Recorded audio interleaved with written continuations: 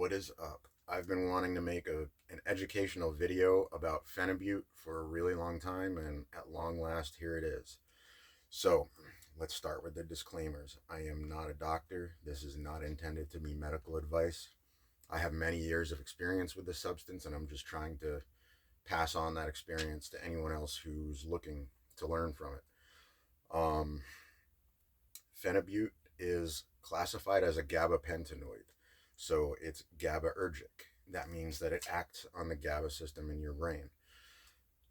In Russia and some of the Eastern Bloc countries, it's a prescription drug known as Nufen. Um, because it's GABAergic, and as with all other GABAergics, you don't want to combine GABAergic substances together. Like, you shouldn't combine this with alcohol or benzos or anything like that. Um, and it is it's closely related to drugs that are prescription drugs in the U.S.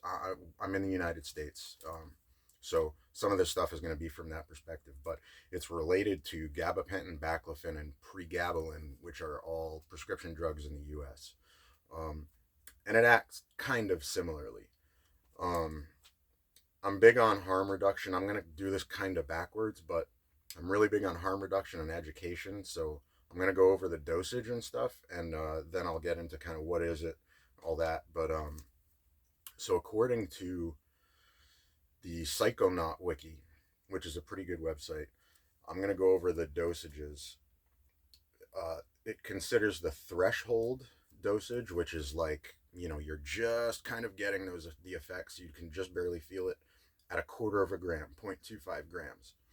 Light, half a gram to 1 gram.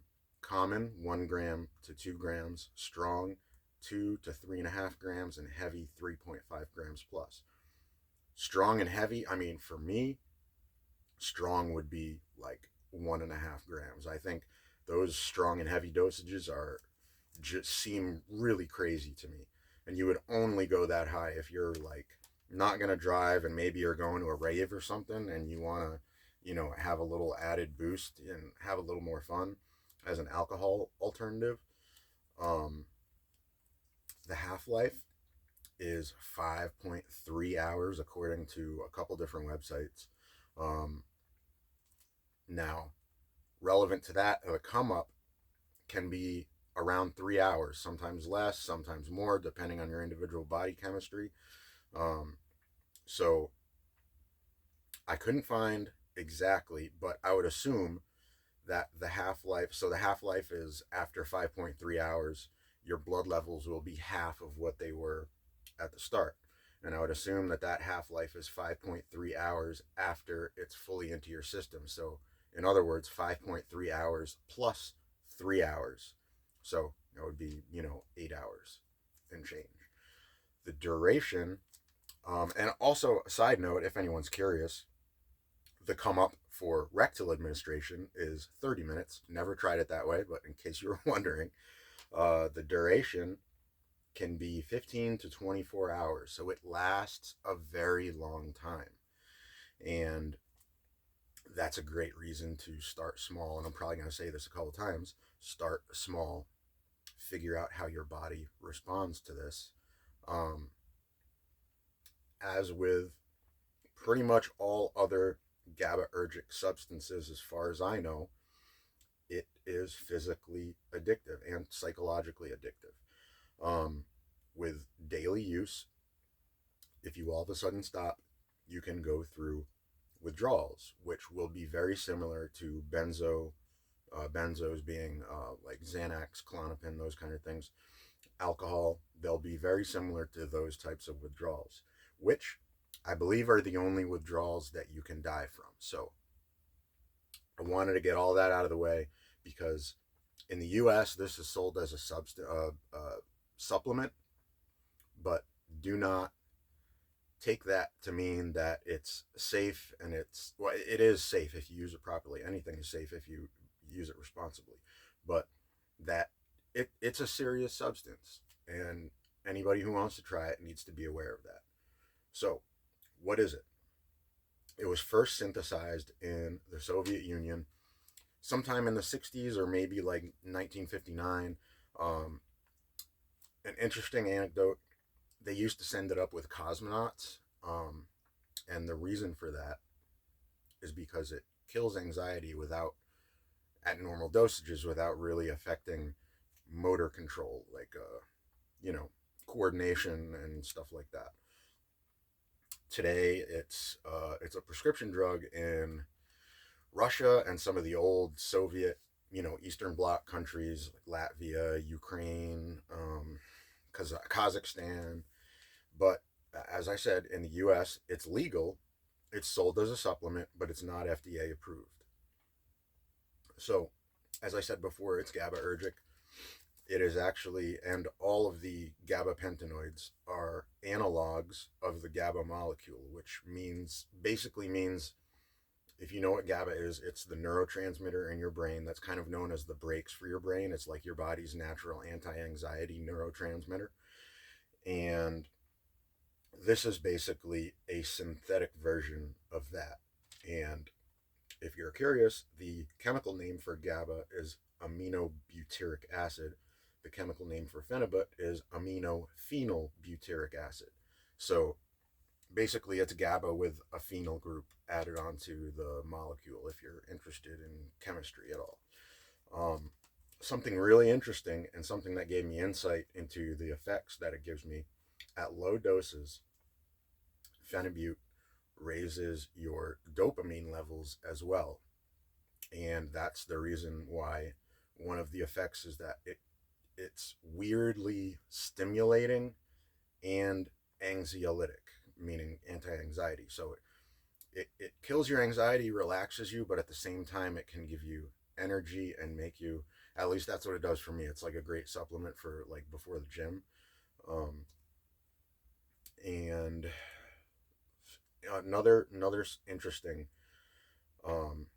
little bit of information, the pharmaceutical uses in the countries where it's a pharmaceutical drug, on label, it's prescribed for anxiety and sleep, and off label, meaning like those are kind of the approved uses, but we do the same thing in the US where something will be approved for a certain condition, but a doctor can still prescribe it.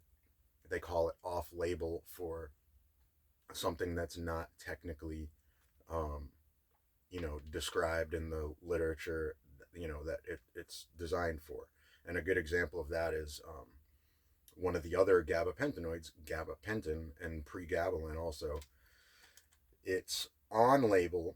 Actually, I'm not sure about pregabalin, but gabapentin on label, it's just supposed to be for neuropathic pain, which is like nerve pain, but it's prescribed off label a lot for anxiety. So some of the off label uses for phenibut in those countries where it's a prescription drug: depression, alcoholism and alcohol withdrawal, PTSD, stuttering, and tics, which is like Tourette's type tics, like those things. And the depression is really interesting because when I'm feeling down, it actually can help with that. It kind of puts you in a more positive mindset. So now this is going to be the anecdotal, like, my experience with it for the rest of this, and kind of my advice, I guess. So I first discovered it around 2010. I don't remember the company. It was a black tub of like 250 grams with a yellow label. It might have been Lift Mode, but if they had, I know they're orange now, but so I took it occasionally. Didn't really do too much research, kind of varying doses. But at the time, I was having some problems, and I was looking for something to get high off of, and I was hoping it was going to be like a Xanax type thing, which it really isn't. I ran out after a few years. It lasted me a really long time. Then I never used it for a few years, and then a few years later, I remembered it. I ordered more, and I want to tell this story to tell you how important it is to do research and be accurate with your dosage. Like an idiot, I used like a spoon. I mean, I didn't fill up the entire spoon, but I just used the spoon to measure out the dosage, and I forgot about how long the come up time was, so I redosed after like a couple hours, and it ended up being a disaster. I was like, I mean, I felt great. If I had to guess, I probably took like, God, I don't know, like 4 grams, maybe more, which to me is a ridiculous dosage. But at a certain point, I was like, I remember being at the refrigerator and I was like nodding off, and I think I might have thrown up. So maybe it was even more than 4 grams, but don't do that. It inspired me to be precise, and I got a more accurate spoon, or I used a measuring spoon and kind of looked up, and then eventually I bought a milligram scale, which if you're using raw powder, get a milligram scale, um, or like Lift Mode will send these tiny little scoops and they'll tell you it'll be between like 250 and 400 milligrams. Just be precise with your dosage if you're using powder. If you're getting the pills, then just be responsible with how much you decide to take. um, so since then I've gone through periods of daily use and occasional use, and I know daily use can be like a controversial thing when people are talking about phenibut, but the dosage is very important. And again, I'm not a doctor. This is not medical advice. I'm just passing along my experience. I believe daily use is okay if you keep the dose as low as possible. So, going back to the dosages, it said threshold is a quarter of a gram, 0.25, 250 milligrams, basically. Light is 500 to 1,000 milligrams, 1 gram.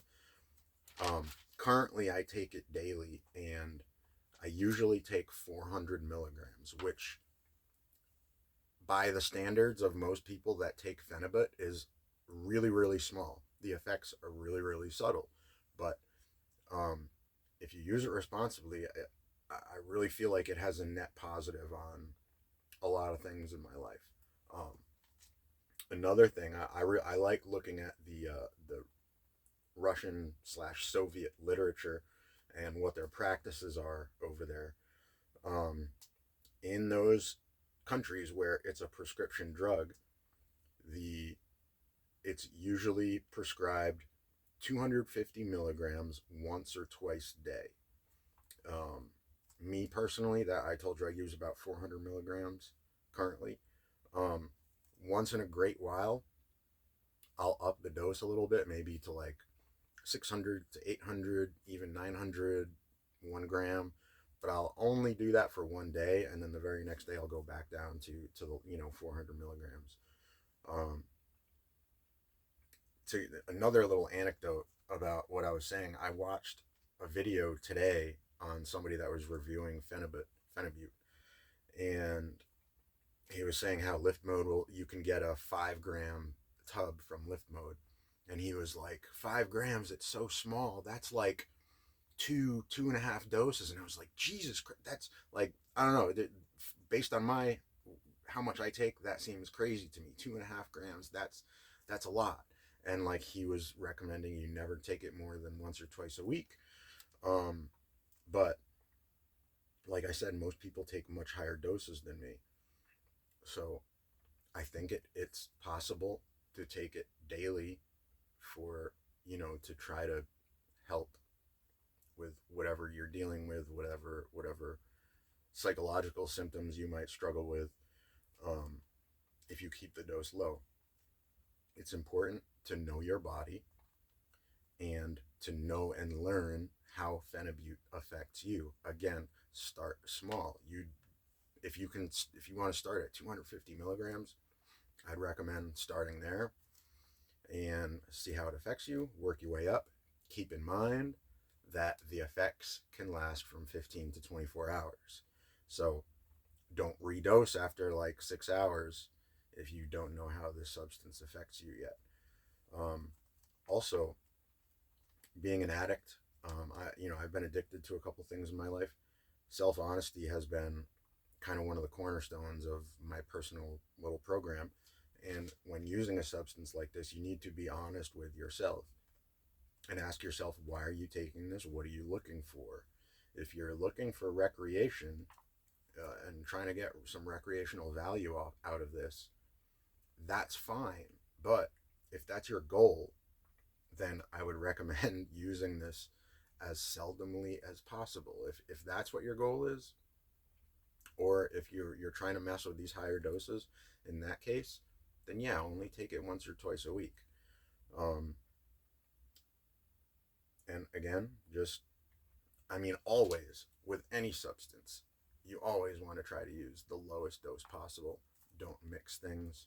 Again, benzos like Xanax, Klonopin, alcohol, and really a lot of the GABAergics, it's bad to mix anything with them. Like mixing opiates with, that's how a lot of people die. They mix Xanax and some kind of opiates, and it's just two downers, and it's not good, and it can lead to disaster. So be safe, be responsible, know your body, know how your body reacts to the substance. I hope this was helpful. Any questions, shoot me a comment. I'll do my best to answer. And I'll catch you on the next one, guys.